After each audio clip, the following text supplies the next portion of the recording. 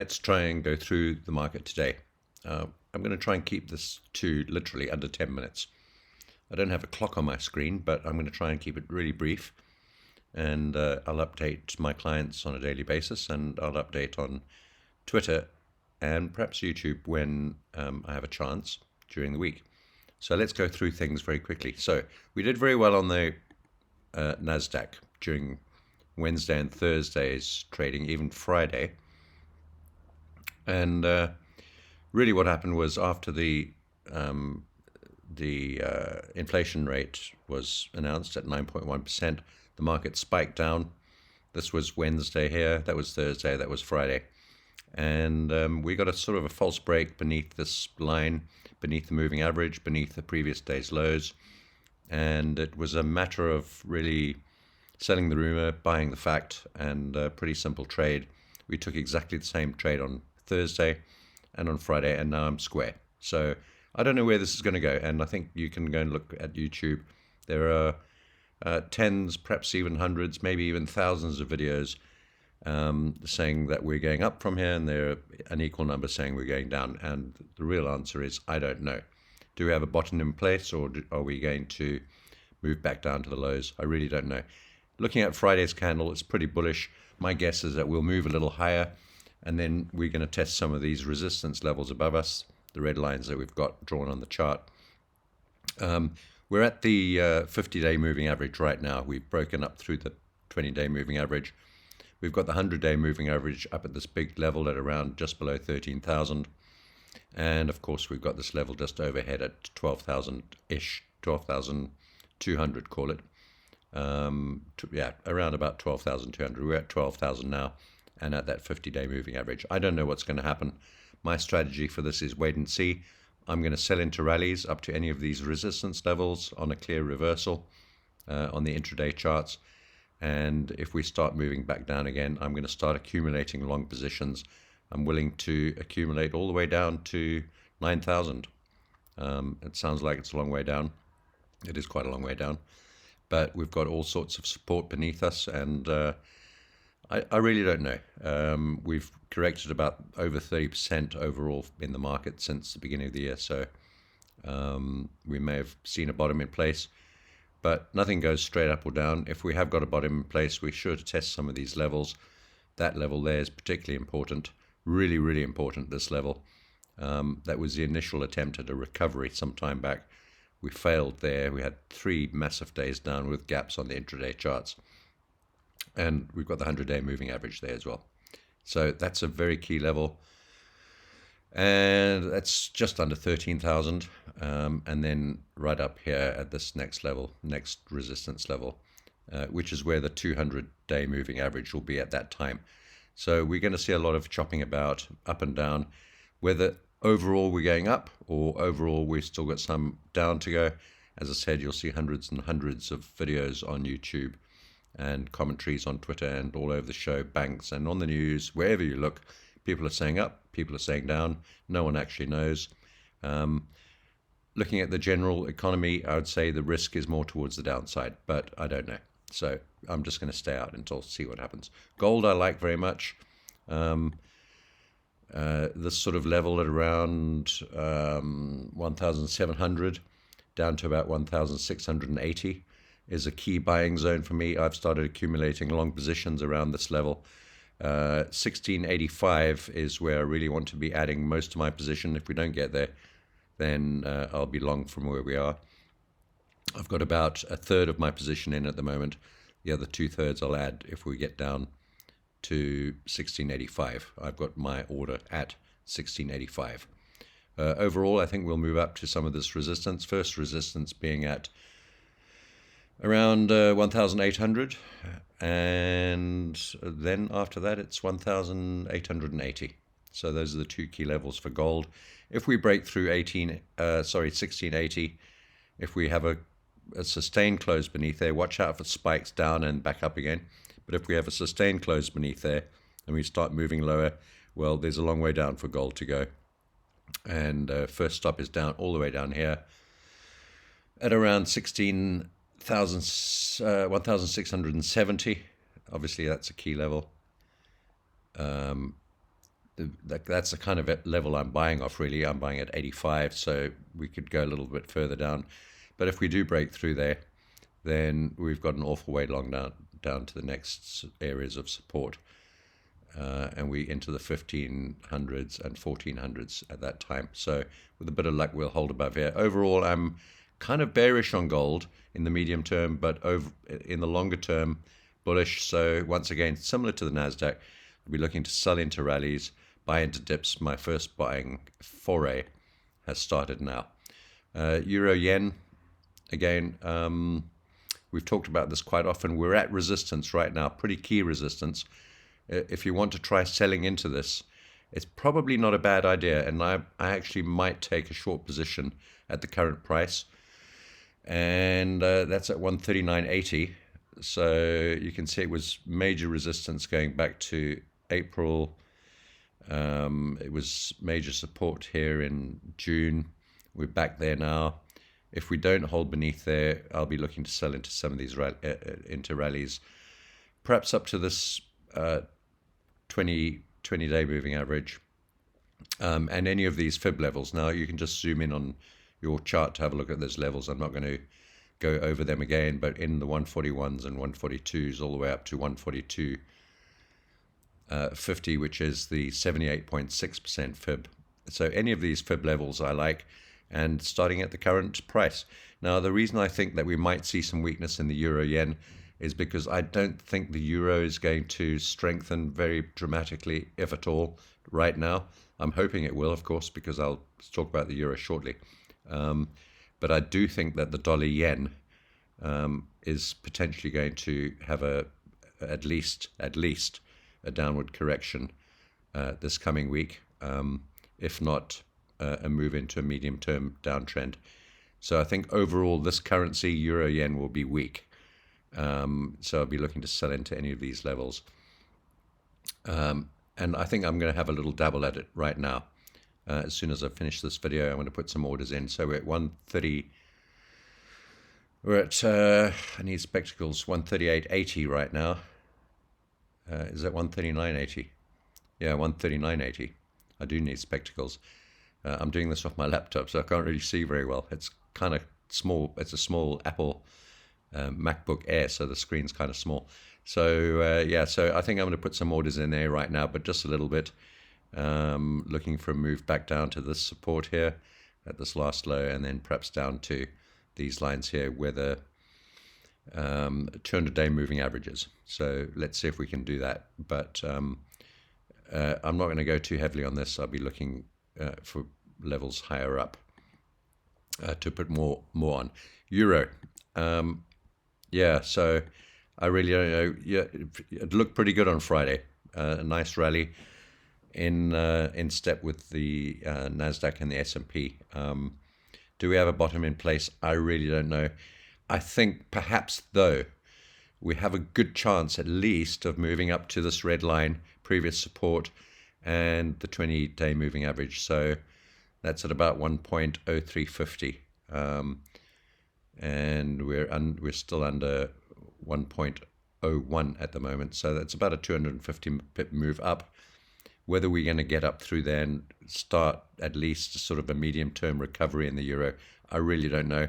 If you have a look at the dollar index, it looks like we might have some topping on the dollar index. I'll show you that chart right now. Let me just switch across to that quickly whilst we're here, before I forget. So dollar index, yeah. So look, I put a thing up on Twitter. We've seen the song sung before with these bearish engulfing candles. There's one there. There's one there. There was kind of one there. There was one there. So we do see these little short-term corrections with these bearish engulfing candles. But on this occasion, we're up at 109. It's a pretty key level. You can see I've got a green line there drawn in from before. So dollar index, and also we've got a spike high on the preceding day. That was Thursday. Friday, it did move down quite nicely. If we can get a sustained move down, we should be able to move down into some of these support levels on the dollar index, and that will pull the euro up and the pound up, and probably the dollar yen down. And that's why I think the euro yen is a fair bet. I don't really know what's going to happen with the euro yen, but we can wait and see. My screen's just changed color because it does that at this time of day. On these apples, they seem to tell you what color your screen should be when you're having a look at it. This is the pound. Yeah, look, we haven't even managed to get up through there. So at 1.19, yeah, we tried Friday, didn't manage to get much of a go on the pound. This is a pretty key level. And we've got all sorts of traffic up above us. So if we don't get any joy from the dollar index overall, I think the pound's going to struggle. But you never know. Kind of a bullish inside pattern on Friday, closing quite near the highs. Sometimes that's a reversal pattern, shaven head. I don't know. A lot's going to depend on the dollar index. So let's put this back to the euro quickly while we're here. So come on, euro. So that's the euro. Euro's looking a lot better than the pound, I have to say. We have broken up above that green line. Pound, not looking terribly convincing. I've been saying this for quite a long time now, about a week. Every time we get a little rally on these currencies there and there, it sort of peters out, but doesn't go down much further. So we've got definitely some buying interests at these levels. Of course they would be, because we're at around parity on the euro and a major head and shoulders support zone on the pound in terms of the longer term picture. So, and then the one that a lot of people are still interested in, this is the US dollar Japanese yen, kind of potentially topping out there just under 140, but really not convincing. I suspect, though, considering everything, that we might have an attempt lower here. Our major supports are down here at 140, 131, and then 127, 131, 127, roughly in those areas anyway, where those lines are drawn. You can have a look more precisely on your own charts and on this video. We've got to get through this little short-term trend line that we've been faffing around about for the best part of a month now. So can we get through there? Are we going to see some more bearish attempts like we've seen loads of all along here? So we get all this little sort of retracement, but it never really goes anywhere. Then we get a big rally, then some try attempts at retracements, and then a rally. And now we're getting another little, very tiny attempt at a retracement. Are we going to carry it on down from here? I don't know. Again, the only question really is the dollar too strong, and has it come too far for now, and is it going to correct? That's all there is on here really. I'm going to try and keep this really quick. As I said, the one thing I want to look at quickly is the Australian dollar. For those of you who do trade it, Australian dollar looks quite good. So my current positions, just to reiterate, I'm nothing on the Nasdaq. I'm waiting to see what happens. Gold long, looking for more long positions, slightly lower down at 1685. Aussie dollar, I'm long, just a small position from, well, we got in right at the bottom here actually. So I think it was 66.85 precisely. I think we have another tiny position at 67.25. So, but most of it is down there, actually right at the bottom, which is long-term support on the Australian dollar. You can have a look at some of the previous videos, maybe last week's and the weeks before, to have more detailed analysis on these things. They haven't changed. Euro, I'm long. Pound, I'm long. I bought, actually got in on the euro on these spikes. On that spike down, I got some more in there. I did warn that we'd probably spike beneath parity, and it's very possible that we'll do that again. I don't know, but any spikes beneath parity, I think that, and be careful when you enter these positions. We're not looking to load up here. This is not time to load up on anything. Let me repeat that. This is not time to load up on anything. This is time to be cautious, gentle, treat the markets with respect, and well, with the uncertainty that we should always be treating the market with. So I'm long there, Dollar yen, I'm short. I've been holding short positions for a very long time, probably 2 weeks now. But I'm adding as we're going up, and I've started very small. I've got bigger positions as we've gone up, but I'm still pretty light on this. Although overall, this is my biggest position, dollar yen short. Aussie dollar, I got a little bit in there long. Gold long, got a little bit in there, waiting to buy more. Nasdaq nothing. Euro. So that's all that covered. And then dollar yen, as I said, I'm probably going to take a piece of this now, as soon as I finish the video. Right now it's Sunday afternoon. The market's open in about 5 hours. So I'll either place a stop or a limit order to sell this currency at market open, or I'll just, if I'm around, it'll be around midnight my time. I'll wait and see what happens. But that's my intention. But I'd like to get more positions higher up. If this one starts to move higher, it'll be slightly better for me, actually. So I'll just take a little piece there. And the only other thing that's left to talk about is Bitcoin. And I'm rather pleased with Bitcoin, actually. So that's the other thing I'm going to be doing today, is buying Bitcoin, some more Bitcoin. I'm happy with the bottoming process that's going on here. But I'm generally going to be buying Bitcoin all the way down, as far as it goes, really. I'm happy with just putting a bid in each time. I'm not heavily invested in this. This is a buy and hold. I don't day trade Bitcoin. I might do a bit of day trading of Bitcoin this coming week, because I think we might get some volatility, having sort of coiled up in this last period. Going back basically a month, we've gone sideways. So this sort of accumulation and sideways movement, coiling up, whatever you call it, whatever you want to call it, means that volatility has dropped, and we're bound to get a big move. If you have a look at the last time that happened, we had about a month's movement similar over here, and just getting ready for a move. It tried to the upside. That didn't work, so it went down. I think we're going to get the same thing here. So we've got a range. We're going to try one side potentially, and then go the other way. So you can basically, if you're in coin, this is the sort of thing to look at. So there's the top of the range.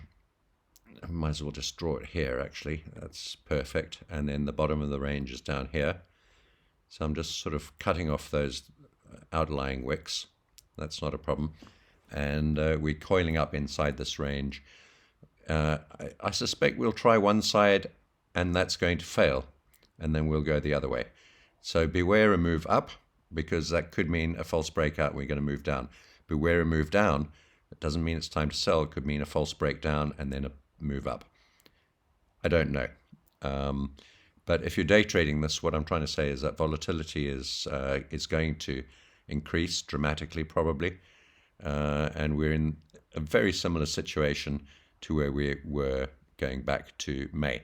So what's going to happen? Are we just going to, is this going to be a bear flag like it was in May? Bear flag, in other words, we come down, form a sideways rectangular pattern, and then continue down. That's quite possible. In fact, what I would do now, if you are day trading this, let's have a look. I can't day trade this, by the way. I've told you many times. But if you have a look at the short-term chart, I'm just having a look at this.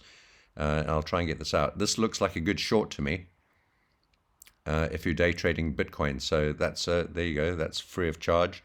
That's a short trade alert. And why I say that is because we're almost certainly going to try the bottom of this channel and then decide what to do. Either we're going to stay within the channel, move up, or have a false breakdown or a false break up from where we are at the moment. But I think this is pretty good for short. We've got a tweezer top on there, actually.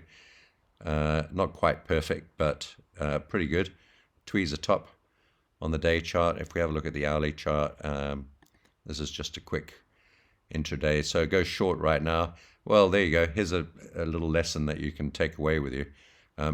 When I said it's time to go short, the price was kind of where the cursor is right now at that support level, you can see. And we're just plunging down. So there's a fantastic, very, very simple trade, intraday trading Bitcoin. I'm going to try and get myself set up so I can day trade this. And I'll put some, I can only probably do it on my phone, but I'll put some videos up as we go along. So that's my strategy on Bitcoin. It's a long-term buy and hold position, but if you're day trading it, there are some interesting trades coming up, because this consolidation flag, you might call it, it's either going to turn out to be a bear flag or a bottom. Don't know. But it's going to create some opportunities for day trading in the coming days. So that's it, I think. Let's just get this back to where it was. And so I think I've covered everything. Very quick update today. Where did I get that? So where's Bitcoin? So that was the euro yen. So I'm going to put that back to the euro yen. Where are you? So yeah, so that one I'm looking to short. So there we go. That's all for today, and good luck for the week ahead. Keep an eye on Twitter. I do trade, I post trades on Twitter throughout the day, or trade ideas, setups that I'm looking at, and thoughts and opportunities. So there's a little bell on Twitter that you can press at the top where you say follow, I think it is. There's a little bell next to that. If you click that bell, you'll get alerts for whenever I post sent to your phone, or wherever you have your alerts sent to. And you can do the same with this YouTube channel. Whenever I post a new video, there's an interesting one I'm going to be posting up shortly, actually. Whenever I post a new video up, you'll get an alert to your email and your desktop. So take care, have a great trading week, good luck. There's some interesting news coming out, by the way. I'm not going to go through all of that now, but there is some news coming out from the UK, and there's a bit coming out this coming week coming out from the US. So those are going to affect the market as well. So go and have a look at tradingview.com or myfxbook.com. Is it myfxbook? I think so. And you can get the news updates from there. So I'll speak to you soon.